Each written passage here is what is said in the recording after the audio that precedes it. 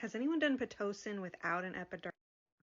Hey everyone, it's Dr. Bryce, OBGYN resident and mom of five. I love this creator's questions and concerns, so let's get into it. As always, please comment below with any questions that you might have. What was your experience like with an epidural, without an epidural, with Pitocin, without Pitocin, as well as sharing with your friends who might find this interesting.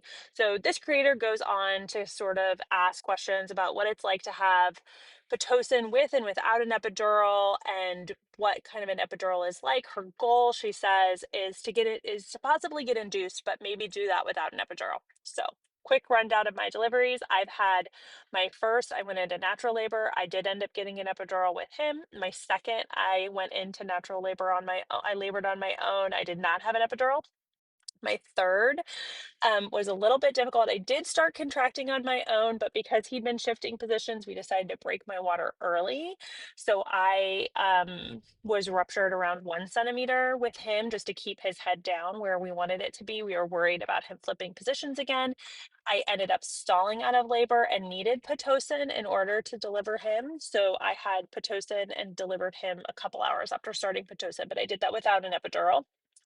My fourth, I went into natural into labor on my own, and I did not have an epidural with her. A very quick, short delivery, very uncomplicated. And then my last, um, he also had not settled into the pelvis and had been transverse and breech at different points. So when he was settled into my pelvis head down at 39 weeks, I made the decision along with my OB to have an elective induction of labor at 39 weeks. So I came in, we did Cytotec overnight, and then we started Pitocin and ruptured in the morning.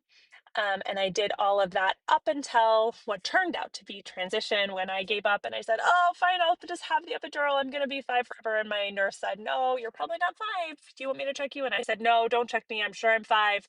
I've had all these babies before. I know my body. Listen to your nurse. They know. The nurses always know. Trust your nurses. She was right. As soon as they were finished pushing the numbing medicine, I said that I was ready to push, and we had a baby within 5 minutes. And I never got to really appreciate that epidural.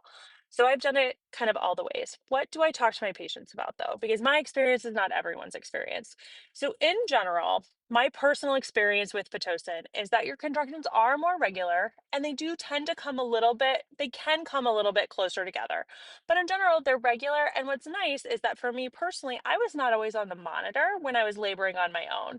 When you're on Pitocin, we almost always have you on continuous monitoring.